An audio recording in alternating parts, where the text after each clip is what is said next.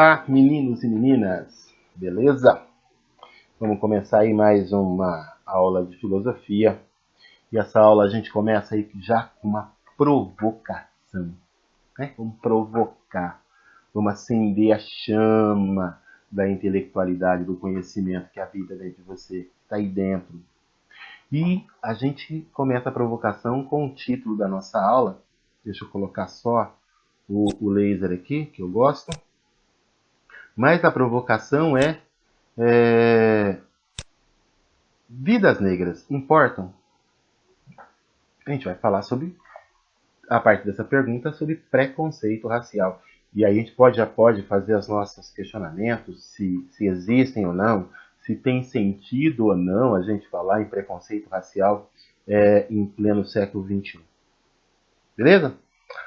Habilidades. Identificar e criticar práticas de humilhação social, construir argumentação crítica sobre as práticas sociais de discriminação e preconceito, identificar e questionar práticas de racismo, identificar a partir de relatos, a partir de registros, relatos, práticas de racismo e discriminação. Te recomendo que você veja os vídeos aí do YouTube, né, falando sobre genealogia do racismo. O vídeo está em espanhol, mas creio que você lá com as legendas consiga entender. E a reflexão também do professor Silvio de Almeida, falando sobre racismo de Estado, Estado racista. Né? E é um tema que a gente vai discutir aqui no decorrer da nossa aula.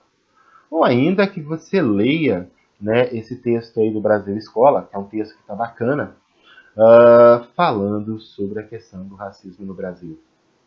Beleza? Então, seguindo em frente. Bom, vamos dar uma resgatada em tudo que a gente já conversou até agora. A gente começou falando nas nossas aulas sobre a questão do preconceito.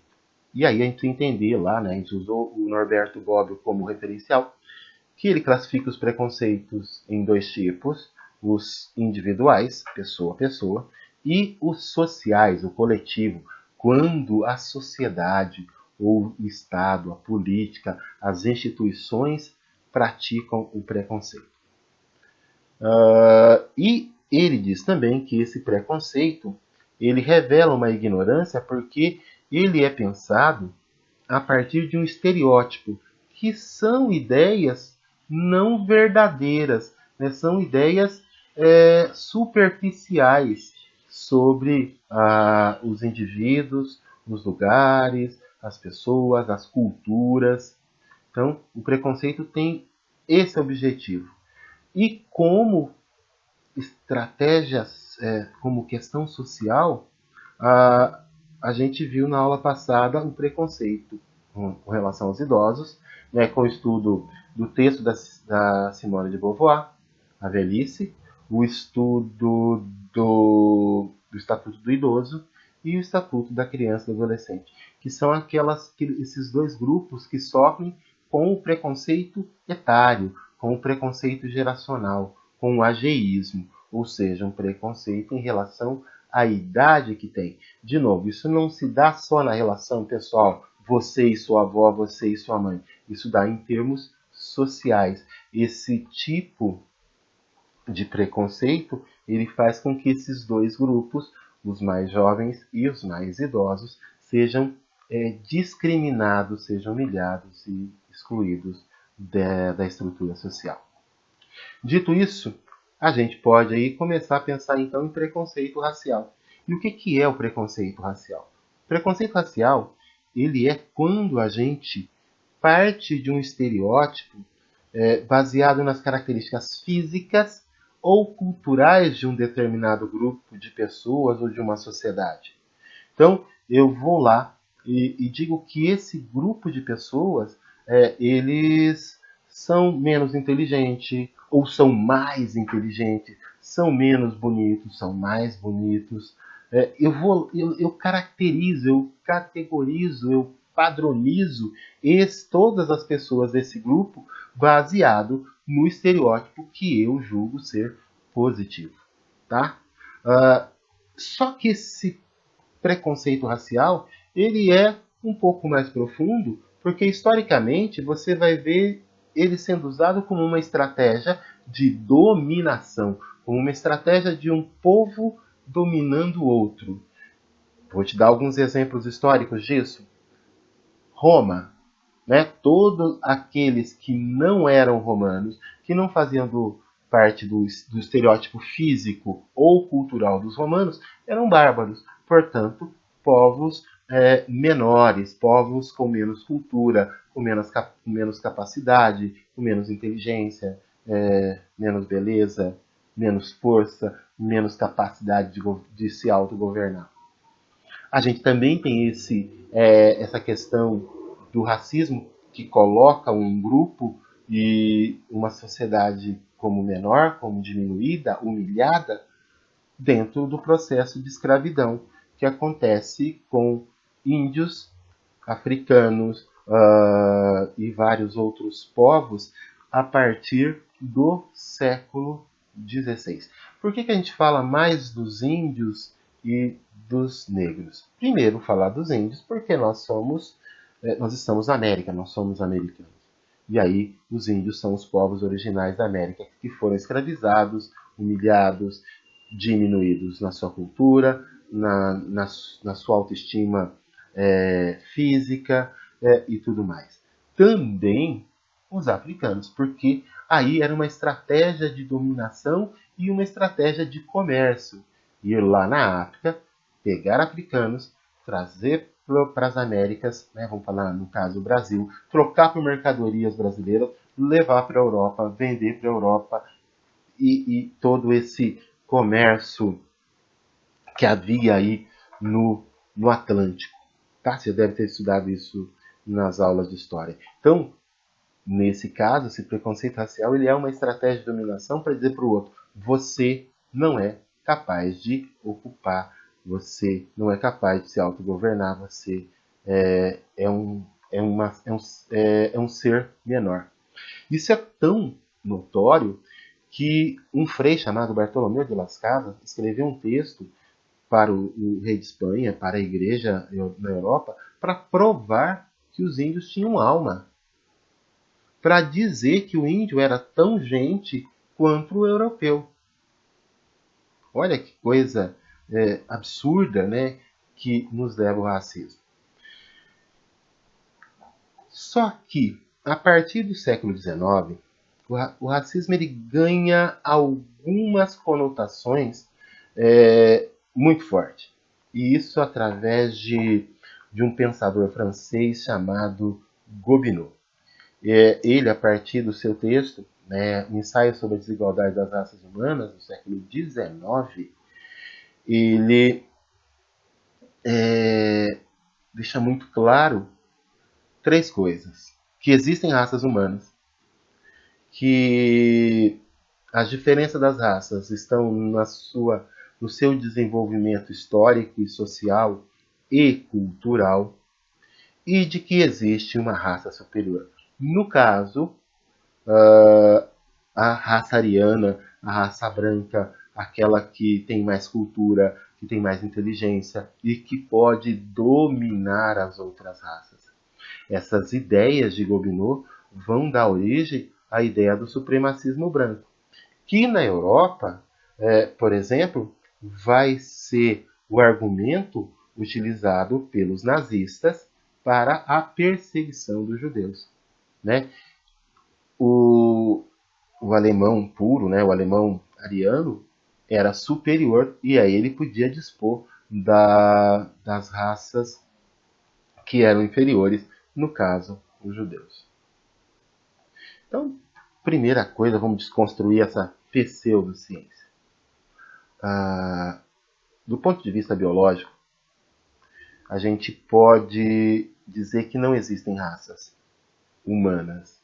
Raça serve para os animais, para alguns outros animais, né, que são muito diferentes biologicamente um do outro. No caso de nós humanos, a diferença entre um negro e um branco, um negro e um indígena, é de menos de 0,012%.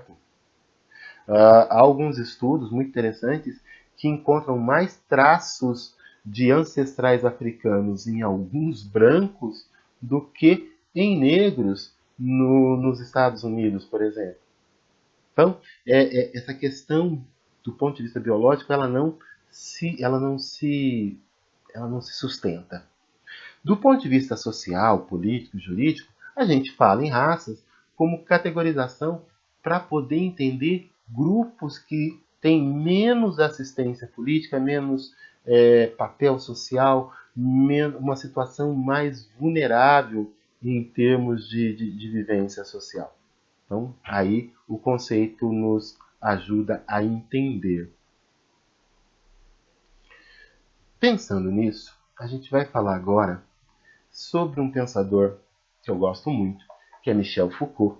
E o Foucault escreveu um texto chamado A Genealogia do Racismo, né? A origem do racismo, por que existe o racismo.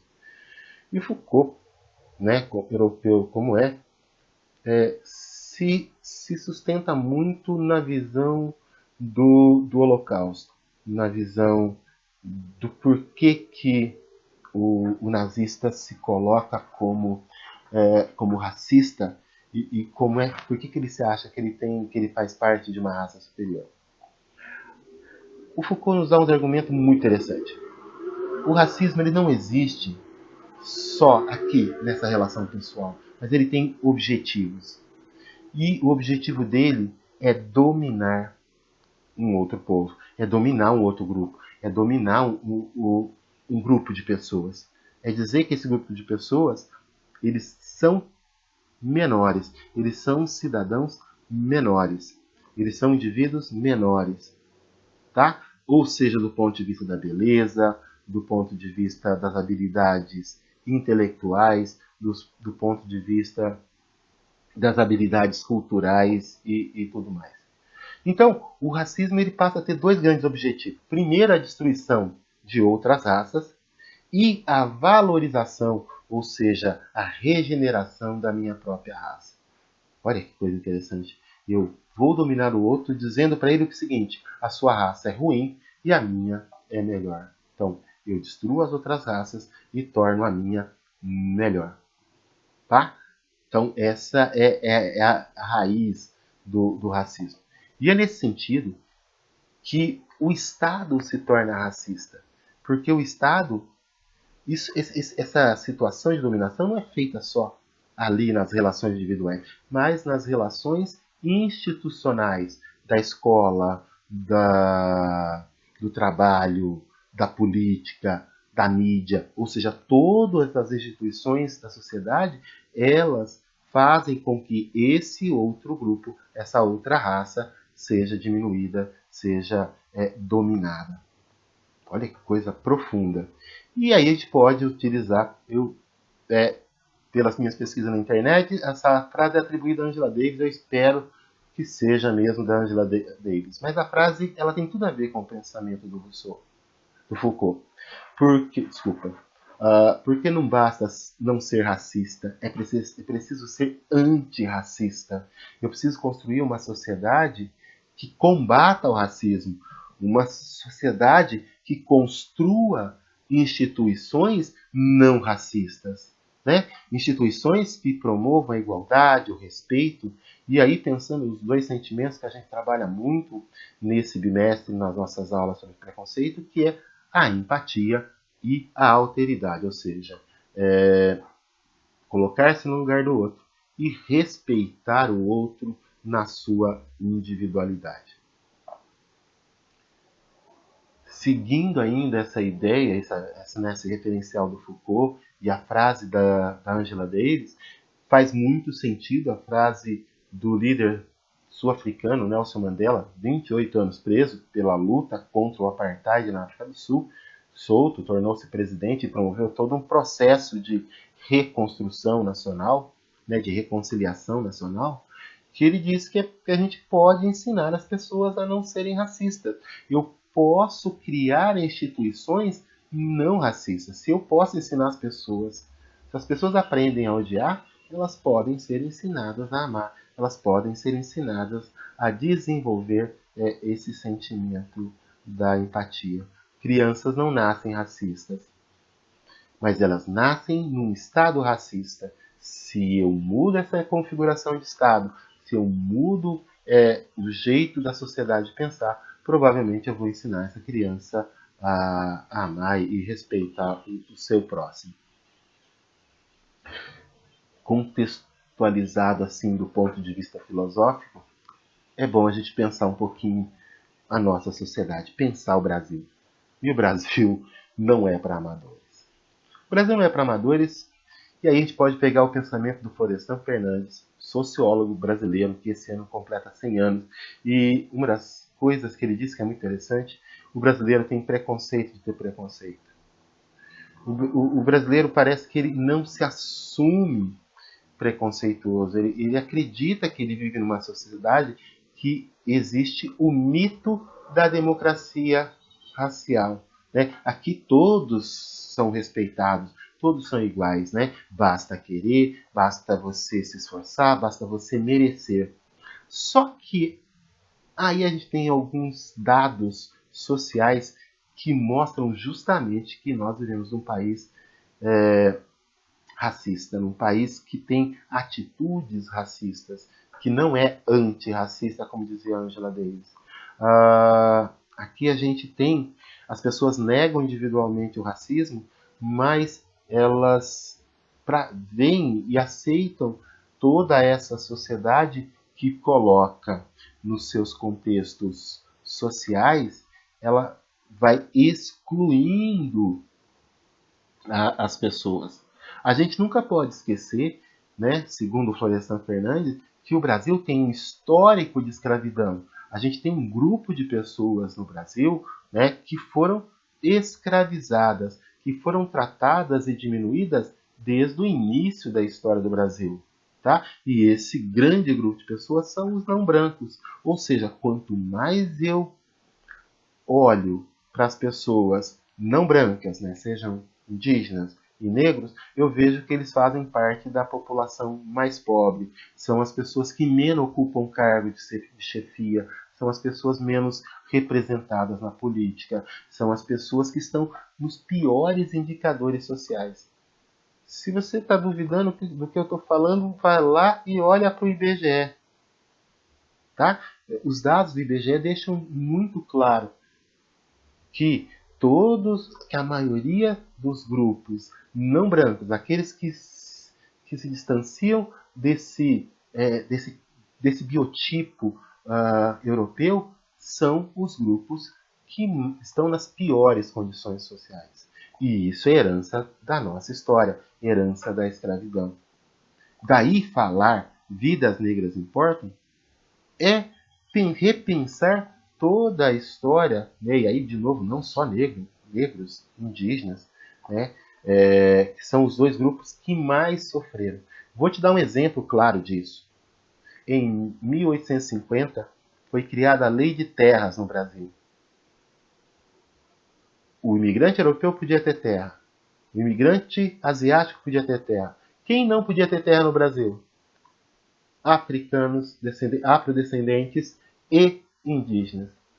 Pronto. Já deixa tudo claro para você. Certo?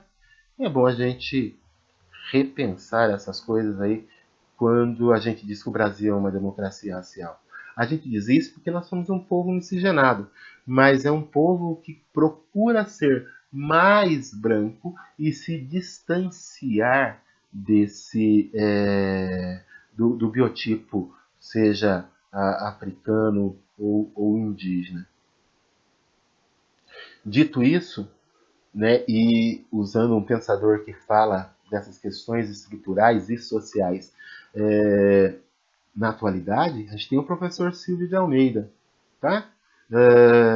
Que vem há muito tempo conversando, discutindo e levantando questões de que a gente tem um racismo estrutural no Brasil. De novo, não é só na questão individual, não é só pessoa a pessoa, mas a gente tem uma sociedade que tem estruturas que vão excluindo aqueles que são os não brancos, são aqueles que como diz Florestan Fernandes, que não são, não se parecem com os europeus que foram os nossos dominadores. De novo, a gente pega dados sociais, eu vou pegar esse dado aqui ó, do IBGE, mostrando a presença dos grupos, né, brancos e não brancos dentro da universidade, e aí você tem que levar em conta um dado: 54% da população do Brasil é negra e parda. 54% do Brasil. Tá? 54% do Brasil é não branco. No entanto, quando a gente olha lá para dentro das universidades, a gente só tem 36% são brancos, 18% são negros. Era no mínimo para ser igual, era no mínimo para ser superior. Porque, olha só, a gente sabe como é que funciona a escolaridade. Os negros são os mais pobres da população, começam a trabalhar mais cedo e abandonam os estudos. A evasão escolar da população negra é muito maior do que a população branca. Você pode até argumentar comigo e dizer, olha, não, professor, mas é que são dos mais pobres. Mas não são simplesmente os mais pobres, porque os mais pobres também são os mais negros. Certo? Então é bom você entender essa questão. Que é isso que a gente fala de racismo estrutural. Só um outro dado aqui, ó, dado da violência, feito pelo Fórum da Segurança Pública, né, Fórum Brasileiro de Segurança Pública, 71% das vítimas de homicídio são negras. De novo a gente vai falar, olha, é a grande maioria. Não só porque é a maioria da população, mas é porque talvez sejam os mais pobres, talvez sejam os que vivem em estado de maior vulnerabilidade. É para a gente pensar, né? O objetivo da aula não é fechar todas as questões, não é lacrar, nunca foi, mas é para a gente começar a pensar e pensar também soluções para mudar esse quadro. Tá? Uma dessas ideias para mudar esse quadro é mudar a política, é mudar a legislação, é mudar o jeito que a sociedade brasileira se organiza em relação à forma como a gente se relaciona racialmente nesse Brasil. Segunda coisa que é para a gente pensar, e é uma proposta de mudança, é a representatividade, seja nos meios de comunicação, seja na política. Né? Procura no Brasil, veja quantos são os governadores negros, quantos presidentes do Brasil foram negros, quantos prefeitos são negros, quantos são os deputados negros. Estou falando em termos de política. Se você voltar para a televisão, olha quantos são os atores de novelas, os atores de minisséries do Brasil que são negros. Quantas histórias os negros foram protagonistas. Isso é para você ter ideia do que significa essa ideia da representatividade. A gente sabe que vocês jovens, vocês estão indo aí para as novas redes sociais, né, como o YouTube, como o Instagram, Facebook, e essas redes elas parecem que elas abrem mais espaço para um colorido maior. No entanto, a chamada mídia tradicional, ela é dominantemente masculina e branca. Terceira ação, que é muito interessante para a gente ir mudando as mentalidades, mudando a maneira que a gente pensa, é falar sobre o assunto, é discutir sobre o assunto. É não varrer para debaixo do tapete a questão das relações raciais, porque dessa forma a gente vai ter uma democracia de mais qualidade. E eu vou repetir minha pergunta. Aonde acontece o racismo? Vários dos meus alunos respondem em todos os lugares. E eles estão corretos. Mas como acontece?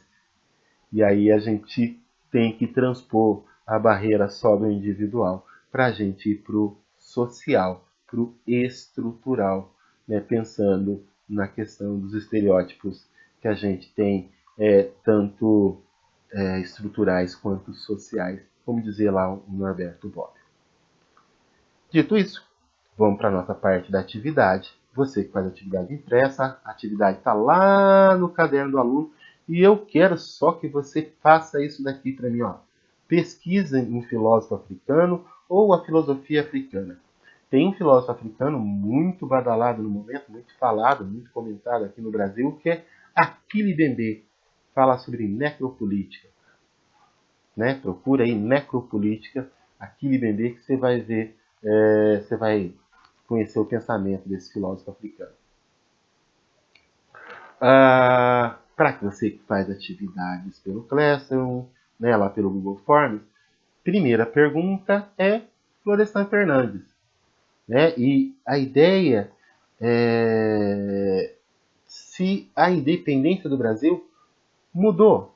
Ela realmente apagou esse passado escravista, ela apagou esse passado de expoliação do grupo dos afrodescendentes, ou manteve-se isso? Tá? Ou o Brasil não mudou? Segunda questão, ainda dentro desse pensamento do Florestan Fernandes, é interessante a gente ver do Carvalho, né? Ele faz a seguinte pergunta: existe democracia racial? Né? Será que o Brasil é um país que tem essa democracia racial? A gente viu pela aula que não. O fato da gente ser miscigenado não criou um país com igual oportunidades para todos. Né? Esse é um grande mito que esconde as verdadeiras relações raciais que existem no Brasil. Como aqui ninguém se assume racista, é como se o racismo não existisse. Nem pessoal, nem estrutural. Terceira questão, letra de uma canção do Seu Jorge, do Ulisses, do Marcelo Luca, cantado pela Elza Soares, aonde vai falando que a carne negra é a carne mais barata do mercado, né? É a carne que está mais disponível para os presídios, para o plástico. No caso aqui, plástico é o plástico lá onde se coloca as vítimas de assassinato, né, e conduzem lá para o IML para fazer perícia e tudo mais. Então, o que isso quer dizer? Né? Quais são as afirmações que são corretas a partir do entendimento dessa canção? Questão de número 4, agora sobre Michel Foucault. Quais são os objetivos do racismo? 2. Regeneração da própria raça. E extermínio e morte da outra raça. A gente diz que o racismo decide quem vive e quem morre, como se vive e como se morre. Última questão, né? Questão adaptada do Enem de 2016. É uma questão para que você aponte caminhos para combater o racismo. Né? Aquilo que era a nossa pergunta inicial, se vidas negras importam, se as vidas negras, indígenas, todas elas importam, o que a gente tem que fazer? O que a gente tem que mudar do ponto de vista estrutural e social para melhorar o Brasil? De novo, não basta mudar as relações pessoais, tá?